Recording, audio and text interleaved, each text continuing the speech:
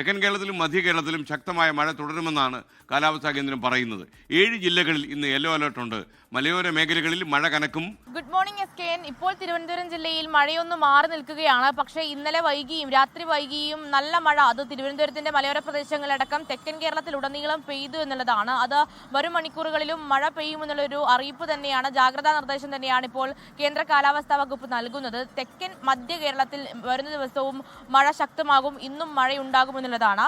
തിരുവനന്തപുരം, കൊല്ലം, പത്തനംതിട്ട, ആലപ്പുഴ, കോട്ടയം, എറണാകുളം, ഇടുക്കി ജില്ലകളിലാണ് ഇന്ന് ശക്തമായ മഴയ്ക്കുള്ള യെല്ലോ മുന്നറിയിപ്പ് പ്രഖ്യാപിച്ചിരിക്കുന്നത്. വടക്കൻ ജില്ലകളിലേക്ക് മഴ മുന്നറിയിപ്പ് നൽകിയിട്ടില്ല. അതുപോലെ തന്നെ നാളെയും തിരുവനന്തപുരം, കൊല്ലം ജില്ലകൾക്കാണ് മഴ മുന്നറിയിപ്പുള്ളത്. അത് കന്യാകുമാരിയിൽ രൂപപ്പെട്ടിട്ടുള്ള ചക്രവാത ചുഴിയാണ് ഈ മഴയുടെ കാരണമെന്നുള്ളതാണ് കേന്ദ്ര കാലാവസ്ഥാ വകുപ്പ് പറയുന്നത്. അതുപോലെ തന്നെ ഈ മലയോര പ്രദേശങ്ങളടക്കം കനത്ത മഴ പെയ്യുന്നതിനാൽ തന്നെ ജാഗ്രതാ നിർദ്ദേശം വേണമെന്ന് പറയുന്നു. അതിൽ തിരുവനന്തപുരം വട്ടപ്പാറയിലടക്കം ഇന്നലത്തെ മഴയിൽ വീട് തകർന്ന ഒരു സാഹചര്യം ഉണ്ടായിട്ടുണ്ട്.